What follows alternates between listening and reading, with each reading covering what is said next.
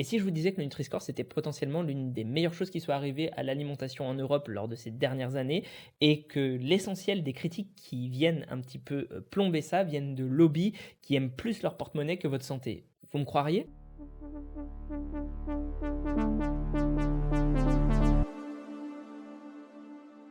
En tout cas, c'est de ça dont on va parler aujourd'hui. Et au départ, j'avais fait plein de recherches, etc. Enfin, ça fait des années que j'ai le Nutri-Score en tête. Et je me suis dit, bon, on va quand même passer sur Wikipédia pour voir un peu ce de quoi il en retourne. Parce que très souvent, bah, ils centralisent les sources. Et là, j'ai fait, mais en fait, est-ce qu'il y a des gens qui vont vraiment lire Wikipédia sur le Nutri-Score? Et parce que sinon, bah, je pense que l'essentiel des personnes tomberaient d'accord et seraient beaucoup plus enclines à respecter le Nutri-Score. Donc, bah, je vais vous faire, une fois n'est pas coutume, un peu de lecture de Wikipédia parce que je trouve que c'est hyper bien résumé. Euh, J'ajouterai quelques petits trucs en plus hein, à ma sauce, hein, sinon ça vaut pas le coup, mais c'est pas mal de temps en temps d'avoir un peu de lecture de Wikipédia. Déjà, bah, ce que j'aimerais expliquer, c'est que c'est un score qui a été proposé en 2014 par des chercheurs universitaires et donc des gens qui venaient de l'université de la Sorbonne Paris-Nord. Donc le Nutri-Score, c'est français au départ. Et franchement, bah, c'est cool quand on voit à quel point c'est bien. Ça a été mis en place donc du coup par le gouvernement français en 2016 et puis derrière, ça a été adopté par plein d'autres pays comme la Belgique, l'Espagne, l'Allemagne, le Luxembourg, les Pays-Bas, la Suisse. Et finalement, ça a été recommandé par le Centre international de recherche sur le cancer, l'Organisation mondiale de la santé. Bref, il y a plein de choses, plein d'organisations qui s'intéressent vraiment à notre santé qui ont mis en avant le Nutri-Score. Mais alors, du coup, pourquoi, qu'est-ce qui fait que c'est bien? Ben, c'est parce qu'en fait, il y a une méthode de calcul du Nutri-Score qui est juste top. Le score, donc du coup, se fonde sur l'apport calorique pour 100 grammes. D'accord. Donc l'apport calorique pour 100 grammes, plus il y a de calories, plus le Nutri-Score sera bas. Plus il y a une haute teneur en sucre, plus le Nutri-Score sera bas. Plus il y a une teneur en graisse saturée, plus le Nutri-Score sera bas. Plus il y a une forte teneur en sel, plus le Nutri-Score sera bas, etc. Et dans les éléments qui vont du coup faire monter la note, eh bien on a une teneur en fruits, légumes, légumineuses, oléagineux, huile de colza, de noix et d'olive, donc d'acides gras de bonne qualité, hein, ça, qui va augmenter le score, donc qui va faire qu'il sera meilleur. Une bonne teneur en fibres, une bonne teneur en protéines. Bon,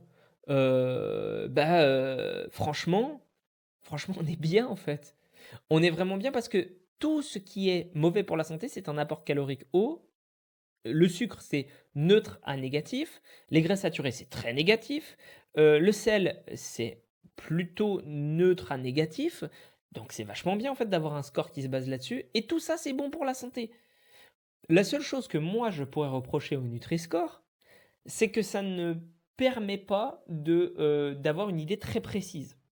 C'est-à-dire qu'au lieu de choisir de mettre le score de façon précise, peut-être de faire une échelle de 0 à 100, je ne sais pas, eh bien on a fait des A, B, C, D et E.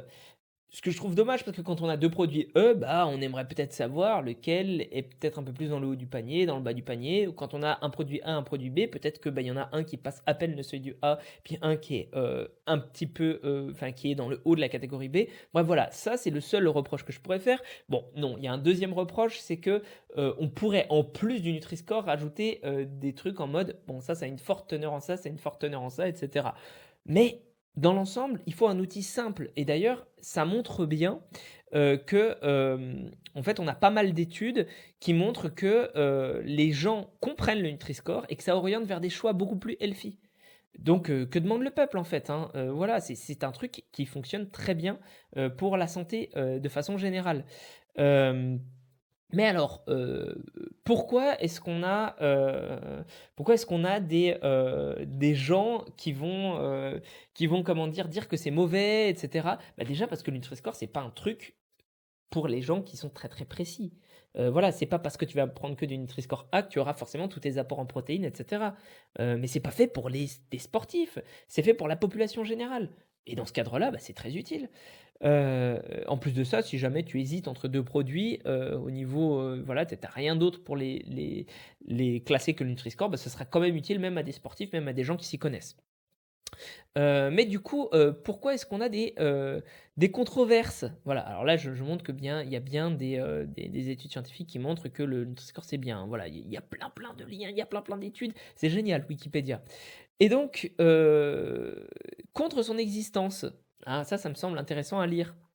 Heu, les mêmes groupes de l'industrie agroalimentaire qui s'opposent au Nutri-Score l'accusent de stigmatiser leurs produits.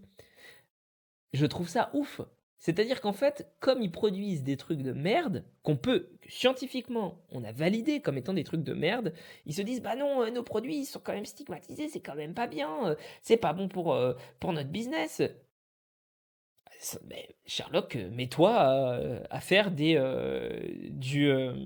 Nutri-Score, enfin des produits qui soient plus adaptés à un bon Nutri-Score en fait, hein. Rien ne t'empêche de modifier la composition de tes produits. D'ailleurs, c'est ce qui s'était passé pour le choc à pic, hein. Tout le monde a gueulé en disant: «Mais je comprends pas pourquoi le choc à pic, c'est un Nutri-Score B ou A, je sais plus, c'est une honte, les céréales du matin, c'est pas bon». Mais en fait, avant, ils étaient pas dans un bon Nutri-Score les choc à pic. Et ce qu'ils ont fait les industriels, bah, ils ont fait en sorte d'adapter leur formule, faire en sorte d'avoir des chocs à pic qui aient à peu près le même goût, voire le même goût, mais qui soit un Nutri-Score A. Bah, c'est génial! C'est génial pour la santé du consommateur parce que certes, il ne faut pas en consommer des tonnes des céréales. C'est pas ça que dit le Nutri-Score. Mais bah, du coup, on a eu une amélioration du produit. C'est-à-dire que les gens qui achetaient habituellement des chocs à pic, bah, ils se retrouvent à avoir des produits de meilleure qualité. Mais c'est un avantage énorme pour le Nutri-Score. C'est pas dire que le Nutri-Score est mauvais parce que les chocs à pic, ils ont été notés A. Ça n'a pas de sens. Donc, du coup, je poursuis. Le lobby. Alors, ils disent quand même qu'ils multiplient les conférences de presse pour discréditer les mesures de santé contraires aux intérêts financiers du lobby du lait. Texto, ils disent texto, c'est contre nos intérêts financiers, donc on va essayer de discréditer. Je trouve ça dingue. Je trouve ça dingue que le Nutri-Score soit descendu par des gens qui vont te dire toute la journée que oui, les lobbies sont contre nous et tout. Et quand il y a une vraie action des lobbies, ils vont aller dans le sens des lobbies. C'est fou, c'est fou. Et donc du coup, la Confédération générale de Roquefort va te dire que bah, les notes des fromages traditionnels aussi entre D et E et que bah, de fait c'est pas bon pour eux parce que les AOP devraient y échapper. Mais les AOP peuvent être, donc les appellations d'origine contrôlée, donc les produits traditionnels peuvent être dégueulasses pour la santé. Hein, c'est pas parce que c'est un produit d'origine contrôlée que d'un seul coup, enfin une appellation d'origine contrôlée, un produit traditionnel, que c'est bon. Ce n'est pas bon pour ta santé, Gérard. Arrête de dire que on devrait noter ton produit différemment parce que ça te fait mal à tes feelings, parce que ça te fait mal à la vente de tes produits. Ah oui, les produits traditionnels sont mauvais pour la santé. Voilà. Tu n'achètes de toute façon pas des produits traditionnels pour te faire plaisir parce qu'ils sont bons pour la santé. Tu les achètes pour te faire plaisir. Et il faut pas qu'on te laisse croire, par exemple, comme cette espèce de campagne qui va faire croire que le vin, comme il y a un peu des polyphénols dedans, enfin qu'il y a notamment du resveratrol, voilà, et ben ce serait ultra bon pour la longévité. Alors qu'on sait très bien que le vin c'est pas bon pour la santé parce que ça contient de l'alcool et que la petite dose de resveratrol va pas du tout compenser les effets de l'alcool. Il faut arrêter avec ça, voilà, c'est pas bon pour la santé, c'est pas bon pour la santé. Hein, et on va pas en mourir, on va continuer à manger du roquefort si on a envie de manger du roquefort, mais c'est très bien que les gens soient informés vis-à-vis de ça.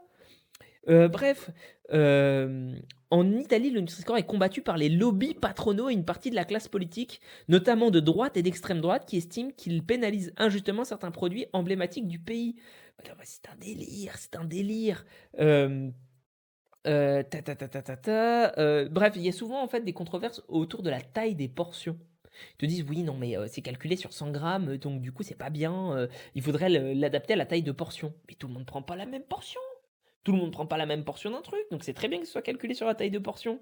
Et donc quoi, en plus, je suis sûr que les gens, si tu leur mets Nutri-Score A parce que tu es censé prendre une portion de 2 grammes, bah déjà, les industriels vont commencer à réduire artificiellement les portions en te disant non, non, mais ça, c'est une bonne portion.